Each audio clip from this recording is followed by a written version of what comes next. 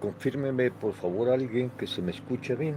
A ver si me confirma alguien que se me escucha bien. Sí, se escucha. Gracias, Karen. Gracias. Bueno, comencemos con nuestra sesión. Espérame que alguien quiere entrar. Admitamos a Francisco. Otra vez, admitamos a Pamela. Bueno, el tema de hoy es la ingeniería como sistema. Vamos a analizar qué es la ingeniería, pero la vamos a describir como un sistema. ¿Sí? Vamos a ver una pequeña introducción a la ingeniería como disciplina, la ingeniería como actividad, atributos intrínsecos y renunciables a la ingeniería, breve historia de la ingeniería, atributos emergentes de los ingenieros y vamos a comparar la ingeniería con la ciencia para ver qué relación tiene. El hecho de que tome este tema es, ya hemos visto suficiente sobre la teoría general de los sistemas y ahora en lo que resta del curso, excepto por un tema, va a ser ejemplos de aplicación de la teoría general de los sistemas y el enfoque de sistemas a distintos sistemas que son del interés de ustedes. Al mismo tiempo sirven de ejemplo como el enfoque de sistemas a distintos sistemas y sirve también para que ustedes adquieran conocimiento de estos sistemas que vamos a ver de ejemplo. El de la ingeniería es el primero. Vista la ingeniería como un sistema. Nos conviene ver la aplicación y nos conviene saber qué es la ingeniería, qué es eso que estamos estudiando que se llama ingeniería. Claro, esto no es solo para ingenieros informáticos, sino que para todas las ramas de la ingeniería. Al inicio del ensayo correspondiente he escrito un elogio a la ingeniería para verla desde una perspectiva externa, digamos, a la ingeniería. ¿Cómo se ve la ingeniería? Digo yo, los ingenieros utilizamos nuestra creatividad para solucionar problemas que enfrenta la sociedad o para mejorar la calidad de vida de la sociedad. Para eso estamos los ingenieros, para utilizar nuestra creatividad en la solución de problemas que enfrenta, que manifiesta la sociedad o para mejorar la calidad de vida de la sociedad. Así que los ingenieros, por ejemplo, ¿verdad? Hemos llevado la luz nocturna a la sociedad donde antes solo había oscuridad. Hemos llevado las voces de la sociedad a cualquier parte del planeta instantáneamente, a donde antes solo había disfonía y sordera comunicacional. Hemos llevado hasta el hogar, los hogares de la sociedad, las bibliotecas más grandes del mundo, a donde antes se solapaba la ignorancia. Todo el mundo tiene acceso actualmente a millones de documentos, libros, revistas, de todo tipo en su hogar, gracias a la ingeniería. Si quisiéramos resumir esto y otros ejemplos, diríamos, los ingenieros somos los que construimos el futuro del ser humano. Tenemos que sentirnos orgullosos, ¿verdad?, de ser ingenieros, de estudiar ingeniería, ser ingenieros. Mire, un día se me ocurrió esta frase: ingeniero es todo aquel que piensa y actúa como ingeniero, con o sin título, porque es la verdad. El título no te hace ingeniero. Puedes ser ingeniero sin necesidad de un título. El título solo es una constancia que pasaste por algún plan de estudios de ingeniería, de alguna rama de la ingeniería, y esa es como una especie de constancia. Pero hace constar que pasaste por un plan de estudios, no que eres ingeniero. Para ser ingeniero no necesita título. Ahí tenemos a Tomás Alva Edison, uno de los más grandes ingenieros que se ha conocido según lo que se dice, ¿no? 3.000 inventos en toda su vida, 3.000 patentes, pues, y nunca estudió ingeniería. Y sin embargo, en Estados Unidos se le considera el padre de la ingeniería. Nunca estudió ingeniería y es el padre de la ingeniería. Parece una contradicción, pero no lo es, porque, repito, ingeniero es toda persona que piensa y actúa como ingeniero, con o sin título. Ustedes pueden, si ustedes piensan y actúan como ingenieros, pues son ingenieros. Hemos hecho tanto por la humanidad, por el desarrollo, el bienestar de la humanidad, que uno esperaría que hubiese monumentos a la ingeniería en todas partes, en los parques, en las calles, en las grandes avenidas. Pero no hay nada. Monumentos a la ingeniería, nada. Estatuas a ingenieros, nada. Tenemos estatuas a valores como la libertad, tenemos estatuas manifestadores de patriotismos, próceres, tenemos estatuas abundantes de personajes religiosos, estatuas por todos lados de personajes políticos como Abraham Lincoln, religiosos como Arnulfo Romero, pero está algún ingeniero. Bueno, yo en Estados Unidos no vi ninguna, En Europa, las veces que he visitado Europa, ninguna. En El Salvador, pues yo no he visto ninguna. ¿Alguien ha visto alguna que me diga? Tengo la curiosidad. Ahí en la Facultad de Ingeniería he visto un busto del ingeniero Félix, un ex rector de la UES, también ex decano y ex rector de la UES. Pero fíjense qué casualidad, lo han puesto como 40 años después y la idea que da es que para congraciarse con el hijo de él, el actual vicepresidente. En realidad no es en honor a Félix Ulloa, que fue mi profesor y fue mi amigo también, pero de repente el hijo resulta vicepresidente y a ponerle, ¿verdad?, un busto ahí. Por lo menos la impresión que da. Si alguien sabe de algún monumento, entonces, a un ingeniero, pero un genuino monumento en honor al ingeniero, a la persona como ingeniero, que me diga ahorita, me puede decir, yo tengo curiosidad. Pero fíjense que eso no nos importa a nosotros los ingenieros, no nos importa. Nosotros no creamos lo que creamos para que nos hagan monumentos. Nuestros monumentos son nuestras espectaculares creaciones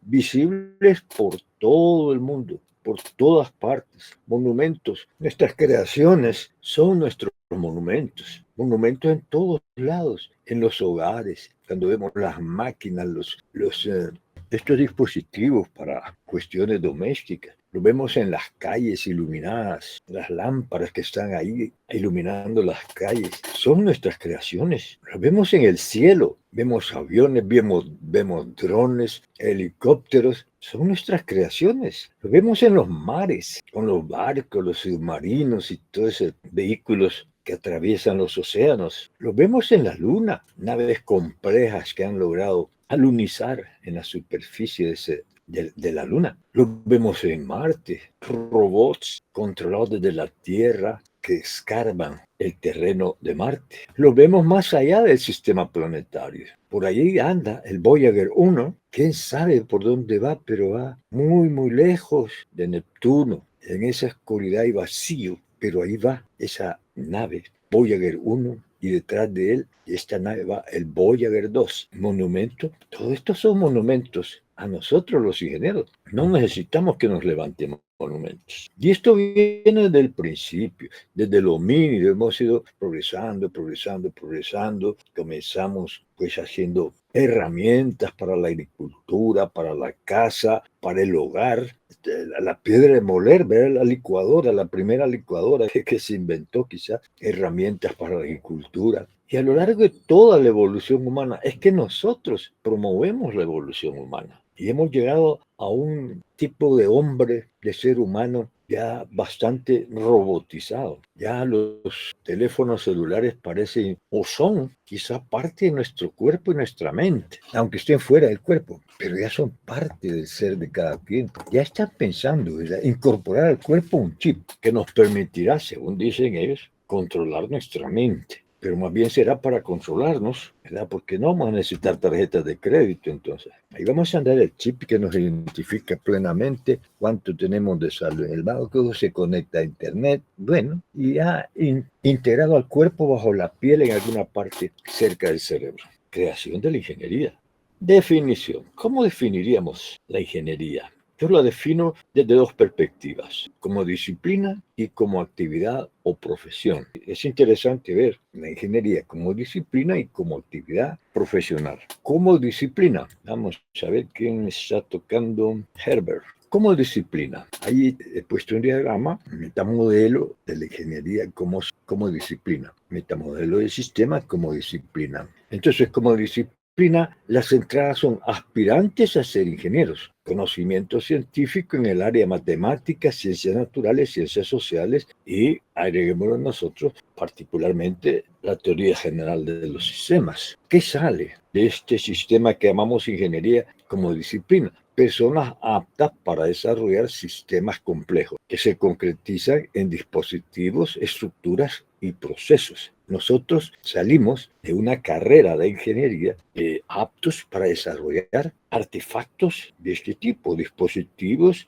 estructuras o procesos. ¿Cómo se logra esta transformación del aspirante y el conocimiento científico actualizado en personas, en ingenieros, pues? Para eso, la ingeniería cuenta con un sistema de conceptos, un sistema de principios, un sistema de métodos, métodos, un sistema de técnicas, un sistema de herramientas y un sistema de procesos. En esto consiste, ¿verdad? Resumidamente, pues, lo que es cualquier carrera de ingeniería. El conocimiento como disciplina pues está basado en ciencias básicas, en lo que llamamos ciencias básicas. Este conocimiento o sistema de conocimiento está orientado a la formación de ingenieros, al desarrollo de sistemas complejos de cualquier clase. Claro, cada quien en su rama, sistemas complejos propios de su rama, los ingenieros mecánicos, sistemas mecánicos, los ingenieros químicos, sistemas químicos, los sistemas informáticos, los ingenieros informáticos, sistemas informáticos, pero son complejos o altamente complejos. Y también sistema de conocimientos orientado a la investigación de la ingeniería. O sea, que nosotros nos corresponde a los ingenieros investigar sobre la ingeniería para irla mejorando. Porque no van a ser los abogados ni los médicos los que van a hacer eso. Somos nosotros los ingenieros quienes tenemos que seguir desarrollando esta disciplina que tiene decenas de miles de años de existir. Entre los conocimientos, pues, repito, están las ciencias básicas, que comprende matemática, ciencias naturales, como la física, la biología, la química, y ciencias sociales, la sociología, la psicología. Estos conocimientos se adquieren en ingeniería mediante estudio, experimentación y práctica profesional. Práctica profesional que se realiza muchas veces se concretiza en laboratorios, hacer experimentos en laboratorios o hacer trabajos, digamos, en corporaciones para practicar lo que se ha aprendido. Y este conocimiento se aplica en ingeniería utilizando el conocimiento en sí, el buen juicio y la experiencia, un tercio de cada una. Eso sería, pues, como disciplina. Ahora, como actividad, ingeniería como actividad. O sea, aquí lo vemos desde la perspectiva de qué hacemos los ingenieros, qué hace un ingeniero. Visto como sistema, pues la ingeniería como actividad, tenemos como entradas el conocimiento científico actualizado, el desarrollo tecnológico actualizado, las necesidades humanas y como salidas tenemos soluciones a esas necesidades, a esos problemas que plantea la sociedad. Soluciones que se manifiestan en sistemas complejos y otra vez pues orientado a la creación de dispositivos, estructuras y procesos. ¿Cómo se logra? ¿Cómo logramos los ingenieros ya en acción? ¿Cómo logramos los ingenieros estas soluciones? Lo logramos a través de 6 macroactividades. Formulación del problema que se nos ha dado a resolver, análisis de ese problema, diseño de la solución de ese problema, la construcción de la solución, la prueba de la solución y la instalación de la solución. En todas las ingenierías es igual. ¿Y qué hacemos, pues? Dentro de estas 6 macroactividades, ¿cómo las llevamos a cabo? Ya en la práctica, ¿no? Ya cuando nos sentimos ingenieros, digamos, cuando nos graduamos como ingenieros de la ingeniería como disciplina, y ahora, ¿cómo ponemos en práctica esto? Entonces, partimos de la concepción de un conjunto estructurado de actividades, estructurados como proyectos. Los ingenieros trabajamos con proyectos. Todo lo que hacemos los ingenieros lo planificamos como un proyecto cuyas actividades están orientadas al desarrollo de sistemas complejos, orientadas a la solución a algún problema de la sociedad. Y este proceso o proyecto abarca desde la primera idea hasta la entrega de la solución para su uso. Entonces aquí vemos a la ingeniería como actividad. En todo lo que he platicado, en todo lo que he dicho ahorita, estamos hablando de la creación, porque eso es lo más importante, la creación de soluciones a problemas complejos o altamente complejos.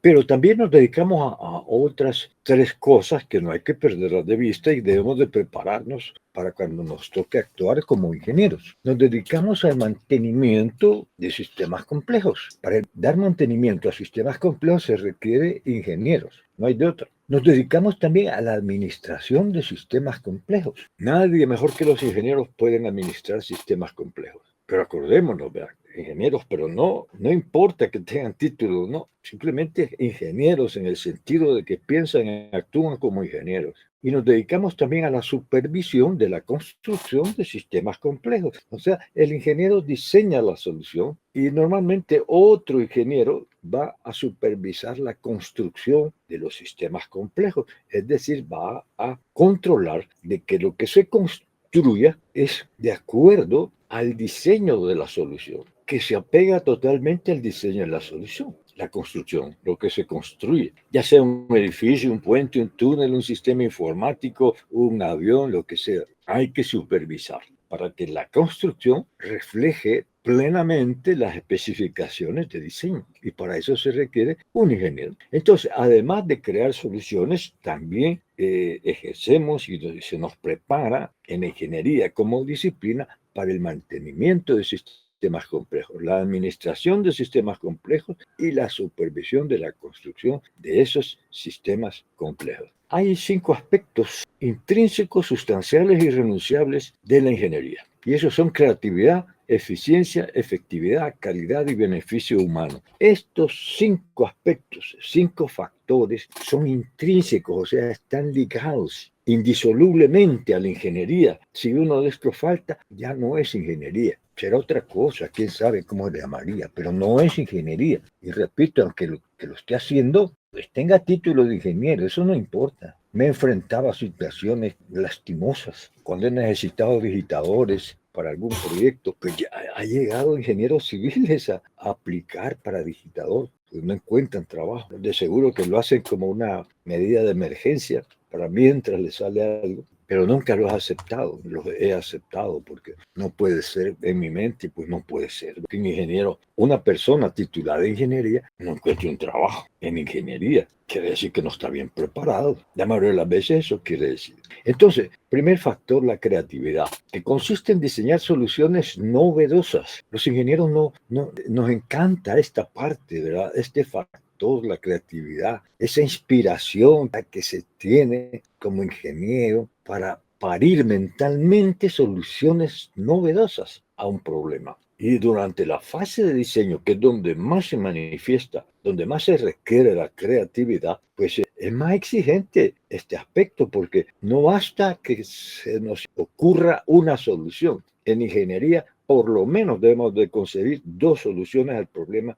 que se nos ha planteado. Eficiencia. ¿Qué quiere decir eficiencia en ingeniería? Ocupar el mínimo de recursos en el desarrollo de la solución y además que la solución misma ocupe el mínimo de recursos. O sea, nosotros al desarrollar el artefacto debemos de ser eficientes, debemos de trabajar con el mínimo de recursos posible en el desarrollo de la solución. Pero además, lo que creemos debe funcionar también eficientemente. Aquí tengo la figura, he querido ilustrar esa idea, ¿verdad? 4 personas tratando de trasladar una caja pesada de un lugar a otro. Los que no son ingenieros, mire, hacen lo tradicional, ¿no? Empujémosla, tiene que llegar. El ingeniero para este problema consigue una solución. En vez de un depósito cúbico, mejor lo pone en un depósito esférico. Y mire, allá va, ocupando menos esfuerzo para hacer el mismo trabajo. Eficacia. Por eficacia queremos decir que nuestras soluciones son completas y son integrales, es decir, que logran una solución que resuelve el problema completamente, no un pedacito, no el 50%, no el 60%, sino todo el problema. Y esto con visión holística y además sin efectos negativos al medio ambiente. Debemos de estar conscientes de que nuestras soluciones no dañen el medio ambiente humano. Si estás tirando dardos a un blanco, el objetivo es dar en el centro, pegar en el centro. Si pegas en el centro, eres eficaz. A medida que tu dardo cae más lejos del centro, menos eficacia, menos se logra el objetivo. Eficiencia, pues, utilización del mínimo de recursos. Eficacia es lograr el propósito del artefacto, o sea, solucionar el problema que se nos ha planteado de manera total, sin defectos. Si es un software que se está desarrollando, el artefacto que se está desarrollando, un software, un programa, un software, sin defectos, 0 defectos. Calidad. Yo defino la calidad como la satisfacción al cliente. Cuando uno habla de calidad, uno tiende a pensar en alguna estructura, algún material, alguna característica, y piensa uno que esa característica, ese material, la combinación, ¿verdad?, de la estructura, material, es lo que define la calidad. Pero yo me he convencido que la calidad, la mejor definición de calidad es algo es de calidad si satisface al cliente, al usuario. Entonces la calidad, digamos, en ingeniería informática, informática, un sistema informático va a ser de calidad si satisface todos los requerimientos del cliente. En un almacén va una señorita a buscar una blusa, de ahí escoge una que la considera de calidad por el precio, por el material, por la estructura de la blusa, por el color. Otra señorita, por otro lado, va a lo mismo y escoge otra blusa. No le importa el precio, le importa el material y los colores. Entonces, lo que para una es de calidad, para la otra no lo es. ¿Por qué? Pero no lo es desde la perspectiva de la primera, pero para las dos es de calidad, a pesar de utilizar criterios diferentes para definir la calidad. ¿Por qué? Porque le satisface, nada más. Un caballero entra a un almacén y busca y termina comprando un pantalón que cree que es de calidad, ¿verdad? Para él es de calidad. Es un pantalón formal, de buena tela, color apropiado y es de calidad. Por otro lado entra otro caballero y compra un pantalón que ya lo venden roto, la rotura como adorno del pantalón, y eso es el que escoge. Y para él esa es la calidad. Los dos clientes tienen razón porque a cada uno a su modo le satisface lo que está comprando. Es de calidad entonces. Cuando eres ingeniero informático, mira, te voy a decir una cosa. Cuando eres ingeniero informático y quieres saber si lo que has hecho, ya cuando tu sistema que has creado está funcionando o lo estás desarrollando, puedes decir si va bien o no, si hay calidad en lo que estás haciendo, si cuando te encuentras con los usuarios, si te sonríen, te saludan con una sonrisa, bueno, lo que estás haciendo es de calidad. Si los ves serios, bueno, pues como que no están muy convencidos, y si te hacen mal la cara, bueno, ya sabes que lo que estás haciendo no les gusta, no es de calidad, no les satisface. Un sistema de calidad va a ser uno, un sistema informático de calidad va a ser uno en donde los usuarios están felices con el sistema. Beneficio humano. Nuestras soluciones conducen a la mejora de la calidad de vida de los seres humanos. Eso es el beneficio humano. Debemos de tenerlo presente. Lo que hacemos, lo hacemos para beneficio humano. Ahí tenemos una señorita disfrutando de un artefacto, una creación de la ingeniería, unos audífonos que por lo visto son bastante sofisticados, ha de tener bastante fidelidad para escuchar música. Se ve disfrutándolo. Entonces, quienes inventaron este dispositivo, este artefacto, están generando beneficio humano. Breve historia de la ingeniería. Así es bueno siempre conocer algo de la historia, ¿verdad? Porque la historia nos enseña mucho. Y la historia sobre cualquier cosa. Ahora, una breve historia de la ingeniería. Estamos en el año 8000 antes de Cristo. Antes de este año, los humanos que había sobre el planeta eran nómadas. Se asentaban en un lugar donde había árboles con frutos, había animales, había alimento, pues. Y ahí se quedaban hasta que se agotaban las frutas y los animales. Entonces se movían hacia otro lado donde se encontraran un escenario apropiado, con árboles de fruta y animales de caza. Eran nómadas, pues. Así iban de lugar en lugar. Donde se agotaba un lugar, se pasaban a otro. Se agotaba el otro, al siguiente. Hasta que un día alguien se fijó que las plantas agotadas podían generar otras plantas nuevas. Y ahí se descubre la agricultura. Y con ese descubrimiento, el hombre deja de ser nómada y se vuelve sedentario. Va a un lugar y ahí se queda. Y entonces comienza a hacer agricultura y surge la ingeniería agrícola, elaborando herramientas para facilitar las labores agrícolas, para facilitar la siembra, la cosecha. Ahí podríamos decir que la ingeniería agrícola es la primera manifestación de la ingeniería en la humanidad. En el año 4000 antes de Cristo, o sea, 4000 años después, diría yo que surge la ingeniería civil y la ingeniería militar. Acá ya se construyen pirámides, armas, murallas alrededor de las ciudades, puentes. Hay un gran salto, ¿verdad? Pero son 4000 años, así. Y eso continúa así, ¿verdad? Por otros 4000 años, bueno, 4500 años más o menos, pasando por todos esos imperios que hubo en ese entonces, incluyendo el último, el Imperio Romano, con esas fabulosas construcciones que hacían los romanos, enormes, largos puentes de piedra, pero con la caída del Imperio Romano, ahí por el año 476 después de Cristo, se entran a una etapa que se llama el oscurantismo o Edad Media. que le llamamos oscurantismo porque aquí no hubo desarrollo científico tanto a nivel puro como a nivel aplicado. No hay ingeniería. 1000 años de inactividad científica en el área pura y en el área aplicada. Es una época que era teocentrista y eso provocó la oscuridad en el campo científico. Teocentrismo porque todo giraba alrededor de Dios. Antes del año 1000, unos años antes del año 1000, toda la gente estaba preocupada,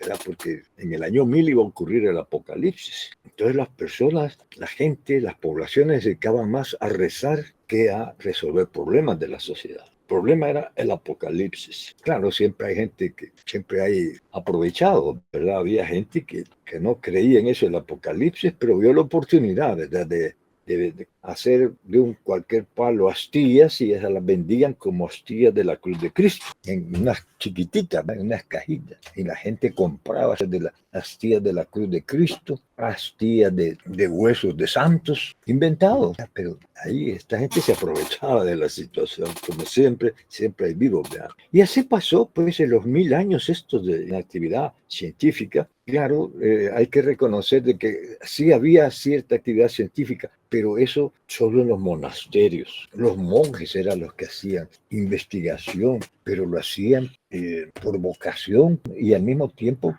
no publicaban nada de eso porque no querían que la gente se enterara de estas cosas. No querían que se enteraran de que la tierra no era plana. No querían que la gente se diera cuenta de que la Tierra no era el centro del universo. Pero ellos sí, ¿verdad? Se dedicaban a saber la verdad. De ahí que es en los conventos, de ahí que es que ha salido tanta universidad, pues, antigua, que todavía existe actualmente, que tiene su origen en los monasterios. Inclusive la Universidad de El Salvador salió, sus orígenes, verdaderos orígenes aquí en El Salvador, es en una orden religiosa.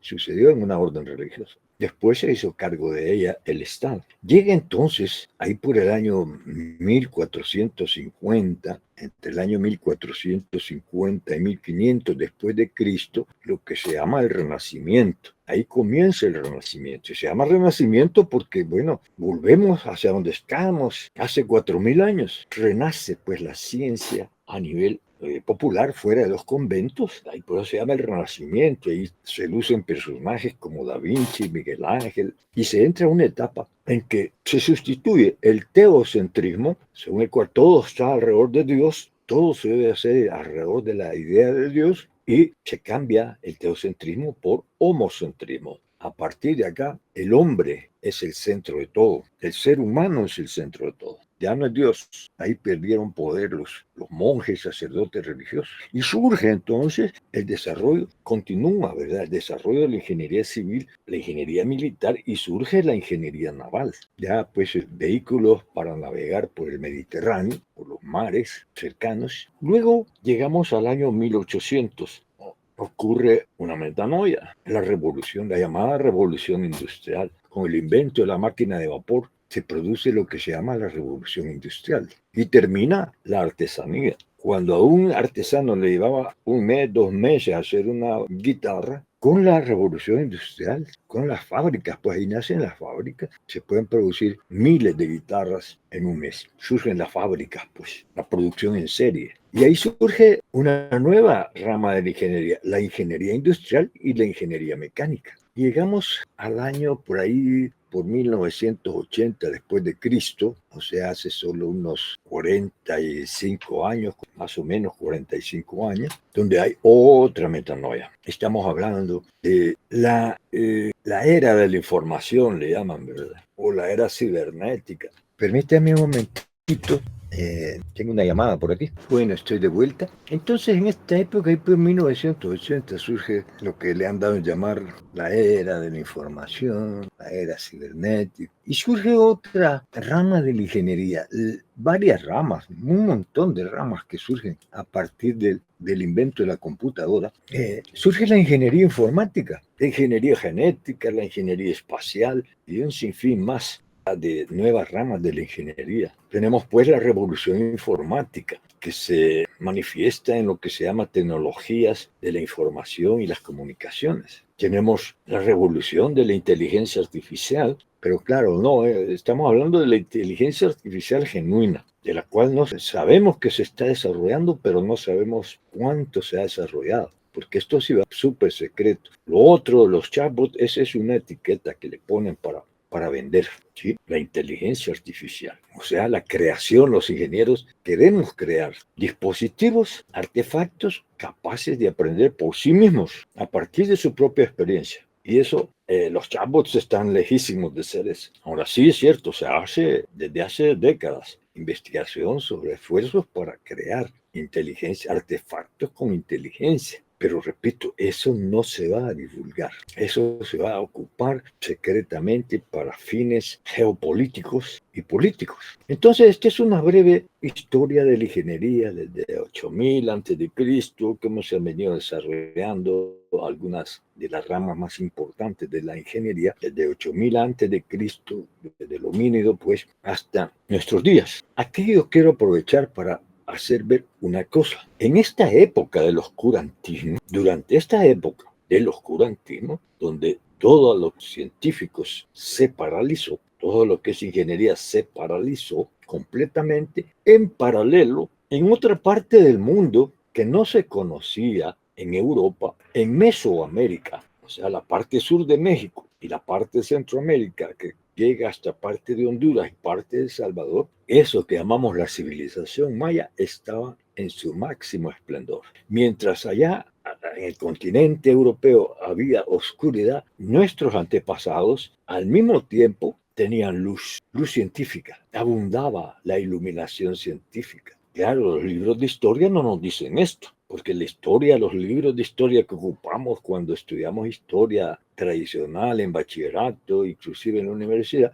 pues es una historia de Europa, no es la historia del mundo, es la historia de Europa, que nos la hacen pasar por la historia de la humanidad, pero no es así. Entonces deberíamos de sentirnos nosotros orgullosos mientras aquello estaba en el oscurantismo, nosotros estamos en la iluminación, en el luminismo, diríamos, y en el máximo esplendor, construyendo pirámides, construyendo acueductos, y en las zonas más difíciles, ver los mayas en esas selvas prácticamente inhóspitas. Uno no se explica cómo pudieron hacer ciudades en medio de ese ambiente. Los incas, allá en esas grandes alturas del Machu Picchu, de los Andes. Entonces parece que en nuestra parte hay una cierta malinchismo. Malinchismo quiere decir preferencia a lo extranjero y rechazo hacia lo propio, de tu país, de tu raza. Admiramos lo europeo, lo gringo, y hasta nos da pena decir que no, nosotros somos de ahí, de las llamadas hoy despectivamente repúblicas bananeras. Banana republics, dicen los gringos. Cuando le preguntan a uno, ¿de dónde es El Salvador?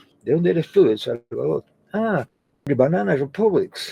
De una república banana. Claro, porque no se nos ha enseñado nuestra propia historia y hay muy poca investigación sobre nuestra historia. Y como ingenieros deberíamos de conocer tanto como se pueda, porque como no hay mucha investigación, no es mucho lo que se puede saber. Solo países así como Cuba, por ejemplo. Cuba tiene unos libros preciosos de la cultura precolombina de la isla. Unos libros preciosos, a colores, con grandes descripciones de cómo era Cuba antes de llegar a los españoles. Y eso que Cuba, pues, hasta donde se no tuvo ninguna civilización tan grande como los mayas, como los incas. Ahí les dejo pues esa inquietud, ¿no? Atributos emergentes del ingeniero profesional. O sea, ¿qué características tiene un ingeniero profesional producto de la interrelación de todos estos aspectos que hemos mencionado? En la dimensión técnica, los ingenieros tenemos pensamiento matemático. Estamos bastante orientados a la matemática. Poseemos enfoque de sistema, aunque no hayamos estudiado enfoque de sistemas, porque la ingeniería tiene enfoque de sistemas para el éxito que ha tenido que tener enfoque de sistemas, aunque no se conociera así con ese término. Tenemos sólido conocimiento de la ciencia básica, o sea, de la física, de la química, de la matemática, inclusive de biología. En lo técnico tenemos dominio de una disciplina de la ingeniería, es decir, cada ingeniero, normalmente todo ingeniero está especializado en algún dominio de la ingeniería. Ingeniería eléctrica, ingeniería mecánica, ingeniería informática, ingeniería química, etcétera. Pero tenemos dominio de esa disciplina. Tenemos conocimientos generales de las otras ingenierías, pero en nuestro particular, tenemos un conocimiento profundo de esa rama de la ingeniería. Además, exhibimos como característica conocimiento teórico y práctico actualizado.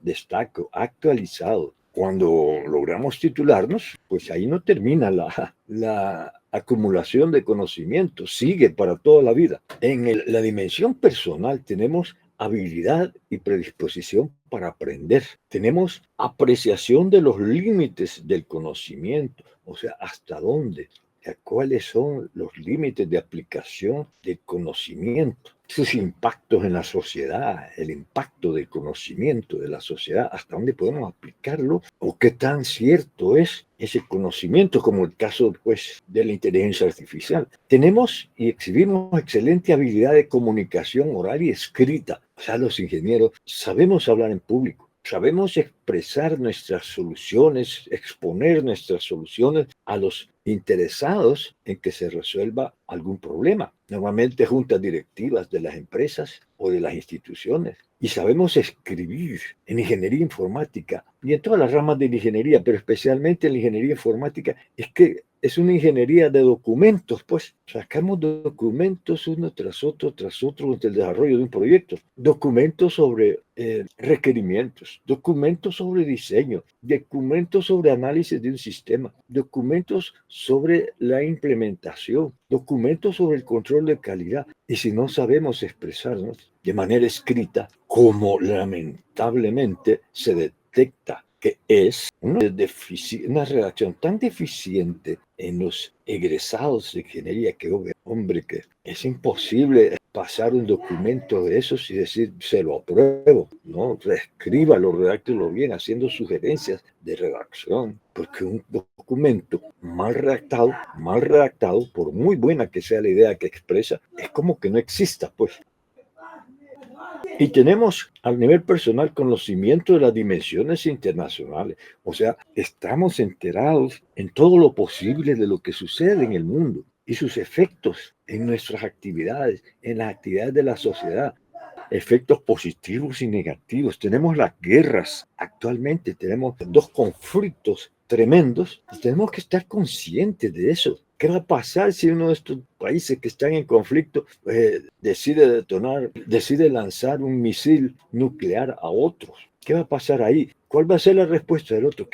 ¿Cómo nos va a afectar a nosotros, a la sociedad? ¿Qué podemos hacer para minimizar esos efectos si es que los hubiera? Estamos hablando sobre la guerra. En el mundo sucede tantas cosas, entonces es necesario todos los días estar al tanto de lo que sucede. En lo profesional, estamos comprometidos con altos estándares. O sea, hay instituciones que establecen estándares para desde un tornillo, cuántas vueltas debe tener un tornillo, los tamaños de los tornillos, hasta estándares manifestados como buenas prácticas. ¿Cuáles son las buenas prácticas del desarrollo de sistemas informáticos? ¿Cuáles son las buenas prácticas de desarrollo de software? ¿Cuáles son las buenas prácticas del desarrollo de vehículos automotores? Y nos comprometemos a esos altos estándares. Son exigentes. Apegarse a esos estándares requiere más tiempo, más problemas que resolver cuando buscamos una solución. Pero estamos comprometidos a respetar esos estándares. Tenemos conciencia de nuestras responsabilidades personales y éticas, o sea, de las consecuencias de nuestros actos. Asumimos la responsabilidad de, por ejemplo, el mal funcionamiento de un sistema informático. No andamos buscando culpables por aquí y por allá, ¿verdad? Si nosotros somos los gerentes del proyecto, pues tenemos que asumir la responsabilidad a nivel personal y a nivel ético. Tenemos habilidad para manejar lo incierto. Bueno, si los sistemas a los que nos dedicamos a desarrollar son complejos o altamente complejos, pues ahí está el factor de incertidumbre. Y aprendemos eso en asignaturas, cuando nos estamos formando en asignaturas como evaluación de riesgo. Y aquí se repite lo que a nivel personal tenemos: habilidad para comunicarnos efectivamente de manera oral y escrita, ya en el ámbito profesional, ya sea en el ámbito personal. Y por último tenemos atributos en el ámbito administrativo. Tenemos habilidad para trabajar en equipo. Estoy hablando de ingenieros, no gente que estudie ingeniería, porque eso depende de los planes de estudio. En el plan de estudio de la UES, hasta donde yo he conocido, no hay ninguna asignatura que nos enseñe a trabajar en equipo. Hay una universidad en el país que educa 3 asignaturas a este tema: trabajar en equipo. Trabajo en equipo 1, trabajo en equipo 2, trabajo en equipo 3, por la gran importancia que esto tiene, sobre todo hoy en día, cuando los equipos deben ser multidisciplinarios. Un ingeniero informático trabajando con un médico ortopeda, ¿verdad?, para diseñar artefactos ortopédicos, por ejemplo. Desarrollo de inteligencia artificial requiere de equipos multidisciplinarios, científicos de computación, ingenieros de software, neurocientíficos, quizás hasta biólogos, sociólogos, están involucrados en el equipo. Trabajar en equipo es importantísimo. Dominio de los conceptos y temas administrativos. Sí, en el plan de estudio de la UE yo veo bastante asignaturas orientadas hacia el aspecto administrativo, pero tal vez no con el enfoque que debiera tener. O sea, completar la formación no es de conocer de administración nada más o teoría de la administración, es de ver el aspecto, cómo se integra esta área de conocimiento a la formación de ingenieros. Pues sí, a nosotros tenemos que estar preparados para ser gerentes informáticos. Y eso implica administración de recursos, administración financiera, administración tecnológica. No es posible, ¿verdad?, que como se ve ahorita, yo he visto varios casos de que los gerentes de informática son abogados y el subalterno está ingeniero informático haciendo programas, haciendo software. Habilidad pues para manejar recursos humanos. Esto entra dentro del tema del liderazgo. Es otra cuestión, es otra línea de formación esencial para el ingeniero. Porque si va a gerenciar proyectos de desarrollo de sistemas informáticos, por ejemplo, tiene que saber conducir al equipo de trabajo, motivarlo para que haga lo que tiene que hacer, lo que le toca hacer, lo haga con motivación. Pero no solo recursos humanos, sino también recursos financieros y recursos técnicos. Claro, con aquellos aspectos de la ingeniería: eficiencia, eficacia, calidad. Y por último, habilidad para toma de decisiones. La administración básicamente es eso, pero aún así, aunque solo nos dediquemos a diseñar artefactos, tenemos que tomar decisiones. Nos inventamos 3 soluciones a un problema. Tenemos que tomar la decisión de cuál de las 3 que se nos ha ocurrido es la mejor. Hagamos una comparación de la ingeniería y la ciencia y la ingeniería. El propósito fundamental de la ciencia es descubrir cosas. El propósito fundamental de la ingeniería es crear cosas. O sea, descubrir cosas versus crear cosas. Nosotros creamos, los científicos descubren cosas y luego investigan las causas y propósitos del existir de esas cosas y cómo funciona, ya sea una célula, una galaxia, un átomo. Pero es descubrir. Nosotros creamos cosas conociendo el propósito del existir de tales cosas. A nosotros nos dice: cree un artefacto para este propósito. Conocido el propósito, entonces comenzamos a hacer el proceso de creación. En este sentido, se me ocurre a mí siempre, esta idea que los ingenieros somos una especie de dioses. Solo los dioses que adoptan las religiones se dice que crean cosas.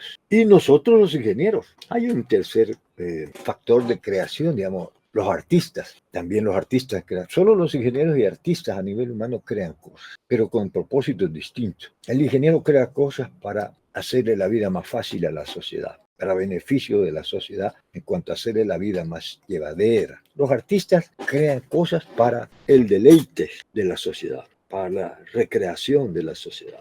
Propósitos distintos. Pero aparte de los artistas, sí, yo digo, los ingenieros somos como dioses, esos dioses que dicen que crean todo. En las religiones siempre hay uno o más dioses que crean de todo: las estrellas, los mares, la tierra, los humanos. Y estamos los ingenieros. La diferencia es que aquí está, en la segunda parte: propósito fundamental, buscar la verdad, la ciencia. Otro de los propósitos de la ciencia es buscar la verdad. Y entonces formula teorías y leyes que describen fenómenos de la realidad que han estudiado los científicos. O sea, la ciencia busca la verdad. Nosotros los ingenieros buscamos, no buscamos, nosotros creamos cosas que son verdad. creamos artefactos que son soluciones a problemas reales de la sociedad.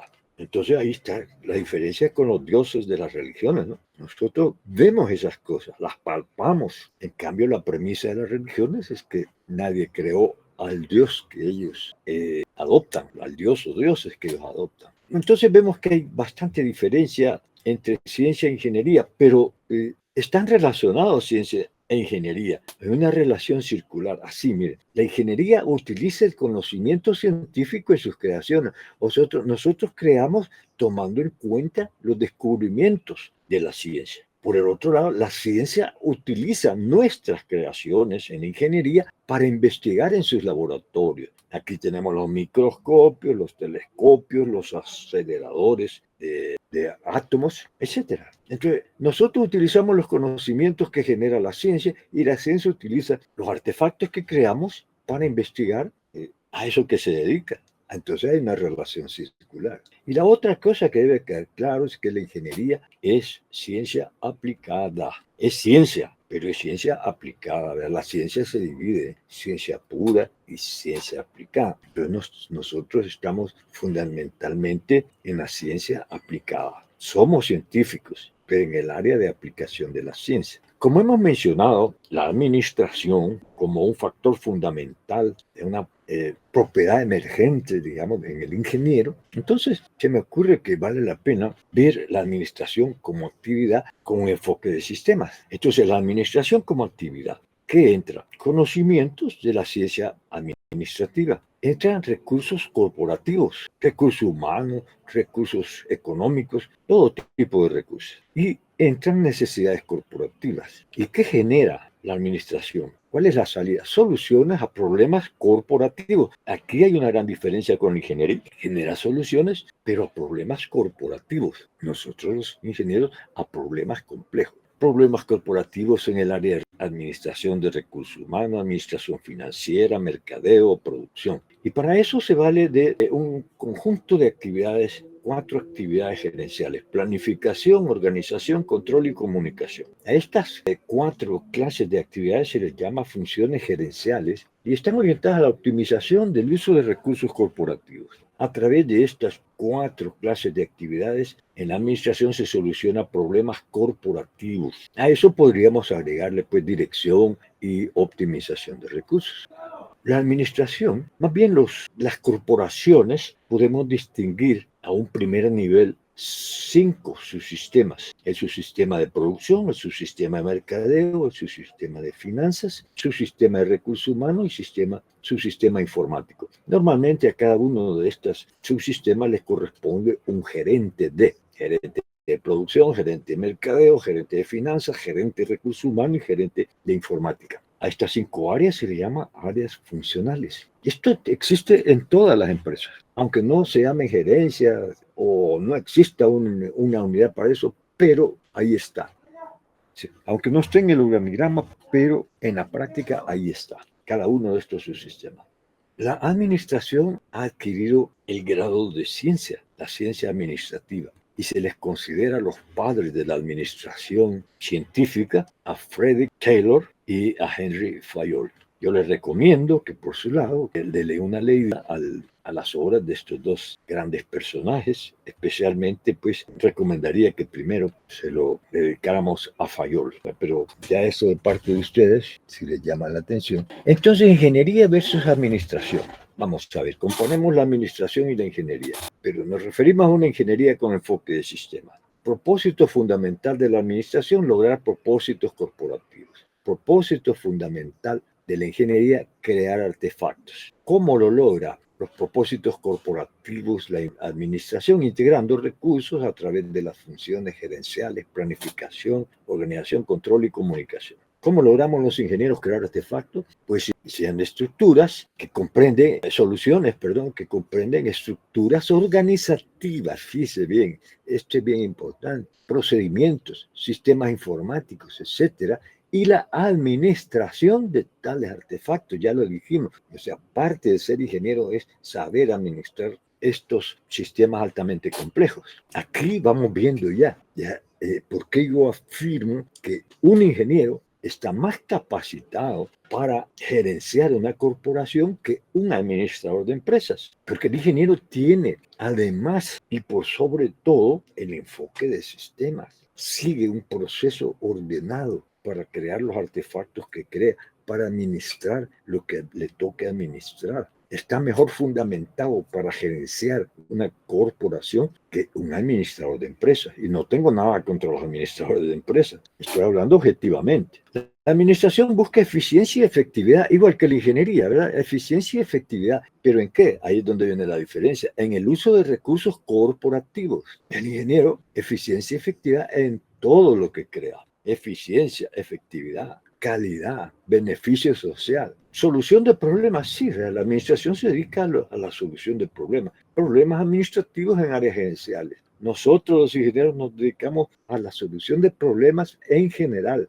problemas complejos y altamente complejos, incluyendo los problemas administrativos de las corporaciones. Es que de nosotros, de los ingenieros, no se salva nada en cuanto a solución de problemas. Entonces, cabe preguntarse, ¿el ingeniero está apto para ser gerente? Y aquí cito una frase, una declaración que se le atribuye a Elon Musk. Dice, la ruta hacia el puesto de gerente general, o sea, el CEO en inglés, Corporate Executive Officer, la ruta hacia el puesto de gerente general de una corporación no debería originarse en la gerencia financiera o en la gerencia de mercadeo, que es como normalmente se hace. Cuando se requiere un gerente general de una corporación, se busca, casi los candidatos siempre son el gerente financiero o el gerente de mercadeo. Pero dice Musk, no debería originarse en estas dos gerencias. Es necesario que proceda de algún departamento de ingeniería y diseño. O sea, nos está diciendo que aunque esté de jefe de departamento, es mejor un ingeniero, ¿verdad?, que un gerente financiero o un gerente de mercadeo. Y eso es, según lo que él declara, eso es lo que él hace en sus empresas. Y otra frase que me gusta de Musk es: la ingeniería es la cosa más cercana a la magia que existe en el mundo. Me gusta porque describe todo lo que acabamos de decir en una frase pues que tiene significado trayendo a cuenta lo que acabo de explicar. Pero me llama más la atención porque Elon Musk, que es famoso por tantas cosas que inventa o que dice que inventa, porque yo dudo de que Musk realmente esté inventando todo eso. Yo creo que con los miles de millones que tiene, no miles, sino que decenas de miles, centenas de miles de millones que tiene, va a tener un equipo de ingenieros fabuloso, ya que está inventando cosas y luego él dice que se las inventa. Podría ser. Concluyó, por el énfasis en la creatividad, un ingeniero está mejor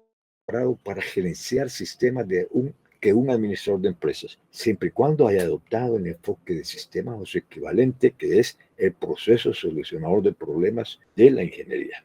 Ahí está mi idea. Mientras paso lista, piensen si tienen alguna duda que expresar o alguna pregunta.